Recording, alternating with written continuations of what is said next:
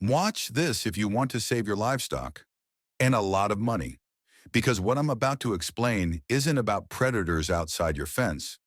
It's about how a livestock guardian dog, when managed the wrong way, can quietly destroy your animals without you realizing it. Most people think livestock loss only comes from coyotes, wolves, or bears. They imagine dramatic attacks, blood, noise, chaos. But some of the worst losses I've seen didn't come from outside pressure at all. They came from inside the pasture. And by the time the owner noticed something was wrong, the damage was already done. Animals lost, money gone, and no clear answer why. If you own an LGD, especially a young one, this video could save you from learning that lesson the hard way. Here's the uncomfortable truth. Livestock guardian dogs don't usually fail loudly. They fail quietly. And when they do, the losses don't look like attacks. They look like stress, weight loss, miscarriages, missing animals, abandoned babies, and animals that just don't thrive anymore. And the worst part, most owners don't connect those losses to the dog at all. It usually starts small, a little too much interest in the animals, standing too close, following them instead of lying calmly nearby, blocking movement, staring. What people often describe as curiosity, playfulness, or still learning. But livestock don't understand intent. They understand pressure. Pressure changes how animals eat. Pressure changes how they rest. Pressure changes how pregnant animals carry young. Pressure changes how herds move, group, and respond to stress. And constant pressure, even without biting, kills animals slowly. This is how an LGD can ravage livestock without ever looking aggressive. A dog that chases goats just a little can cause them to stop feeding properly. A dog that corners sheep out of curiosity can cause them to panic and injure themselves. A dog that constantly positions itself too close to poultry can cause piling, suffocation, or abandonment. A dog that plays rough near newborns can lead to mothers rejecting or trampling their own young. And through all of this, the dog still looks calm, still looks present, still looks like it's doing its job. Owners say things like, "He's never hurt one," but the damage is already happening. This is where money starts disappearing without people realizing it. Lost weight means slower growth. Stress means lower fertility. Miscarriages mean lost breeding cycles. Abandoned babies mean dead animals without visible wounds. Injuries mean vet bills. Replacements cost money. Time lost costs money. And the LGD, still there, still trusted. Here's another hard truth. LGDs are not automatically safe just because they're guardian breeds. Instinct is not a finished product. It's raw potential. And if that potential is shaped wrong, or not shaped at all, it doesn't disappear. It redirects. A poorly bonded LGD doesn't see livestock as something it belongs to. It sees them as something it manages, controls, or interacts with. That difference matters more than people realize. True guardianship comes from identification. The dog has to see the animals as part of itself, not toys, not obstacles, not responsibilities handed down by humans, but as its own group.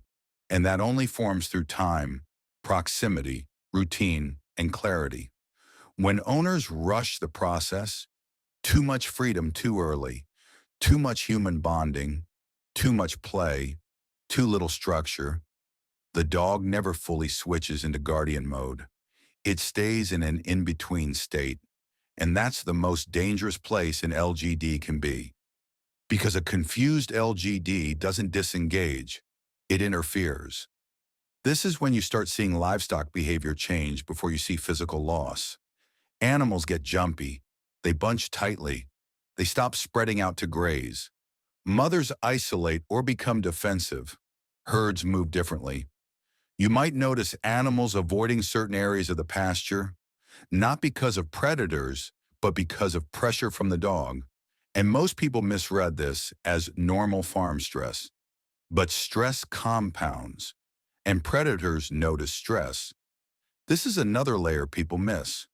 When an LGD is mismanaging livestock, it actually makes predation easier. Stressed animals separate more easily. Weak animals lag behind.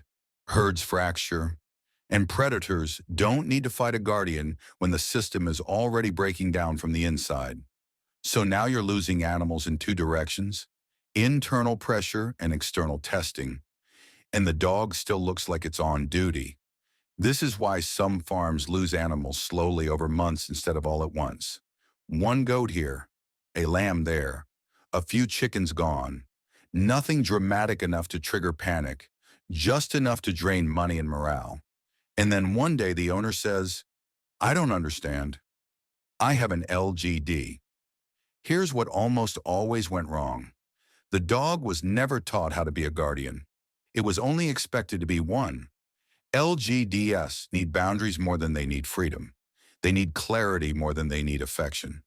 They need to live with livestock, not visit them, not check in on them, not be rotated in and out, but exist with them day and night. A dog that sleeps away from livestock is not bonding. A dog that eats with humans is not bonding. A dog that spends most of its emotional energy on people is not bonding. And without bonding, everything else is a gamble. Now let's talk about when this gets even worse. Some LGDs don't just pressure livestock, they escalate. Chasing becomes grabbing, mouthing becomes biting, dominance behaviors show up.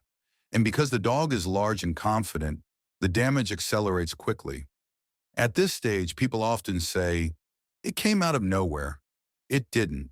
It came from weeks or months of unchecked behaviors that looked harmless at first.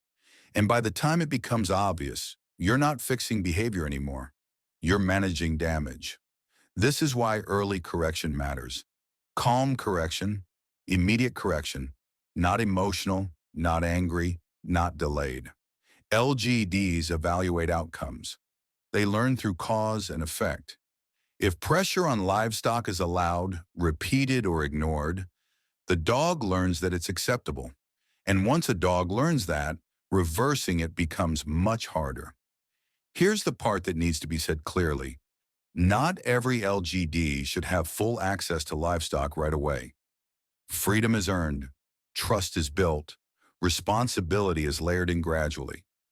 Limiting movement, supervising interactions, separating during high-risk moments like feeding or birthing, these are not failures, they are training. The goal isn't to control the dog forever. The goal is to teach it when not to interfere. A good LGD does very little most of the time. It lies still. It watches. It listens. It positions itself calmly. That calm presence is protection. If your LGD is always moving, always engaging, always inserting itself, that's not work. That's confusion. And confusion is expensive. The farms that succeed long-term with LGDs aren't the ones with the most aggressive dogs. They're the ones with the clearest systems, clear boundaries, clear routines, clear expectations. They don't wait for losses to adjust. They read behavior early. They respond early. They guide the dog before it learns the wrong lessons. Because once an LGD fully bonds correctly, something incredible happens. The dog stops managing livestock and starts belonging to them. Pressure disappears, calm returns, animals thrive, predators test less often, losses stop feeling random. That's the version of an LGD people imagine when they buy one. But it has to be built. It doesn't just arrive. So if you take nothing else from this video, remember this. Your LGD can save you thousands or cost you thousands, depending on how early you catch the signs. By the time you notice livestock disappearing, weight dropping, or animals acting wrong, the damage is already underway. But if you watch behavior instead of waiting for loss, you can stop it before it ever becomes permanent. If this video made you rethink how you're managing your LGD, that's a good thing. Awareness is the difference between prevention and regret. And if you want more real-world breakdowns like this, Not hype, not theory, just how these systems actually work on farms, make sure you subscribe because the most expensive mistakes are the quiet ones.